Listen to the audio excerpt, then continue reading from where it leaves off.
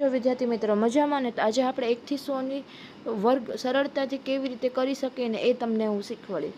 1 થી 100 અંકનો વચ્ચે કોઈ પણ સંખ્યા તમે લઈ લો, એનો વર્ગ સરળતાથી કેવી રીતે કરીને આપણે એક ઉદાહરણ સાથે સમજશું.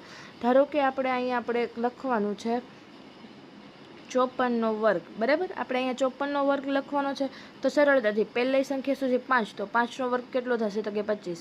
પછી શું છે 4, તો 4નો વર્ગ કેટલો થશે 16. થઈ ગયું. હવે શું કરવાનું બીજું સ્ટેપ, તો કે 5 × 4 એને ગુણ્યા 2, એટલે 5 ચોક 20, 20 દૂને 40, તો 40 લખવાના. પણ 40 કેવી રીતે લખવાના, આ 6ની જગ્યાએ ખાલી લખવાની, એની નીચે કાંઈ લખવાનું નહીં. 1ની નીચે 0 અને 5ની નીચે 4, બરાબર. હવે આ બધાનો શું કરી નાખવાનો સરવાળો, તો 6 ના 6, 1 + 0 એટલે 1, 5 + 4 9 અને 2 ના 2. હજી એક આપણે ઉદાહરણ લઈ લઈએ.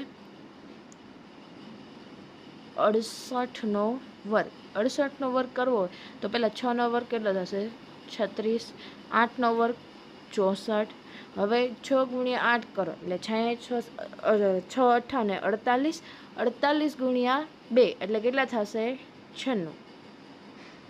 તો 4 ના 4, 6 ને 6 12નો બગડો વધી ચડી 1, 9 ને 1 10 ને 6 16, 16નો છગડો વધી ચડી 1, 3 ને 1 4.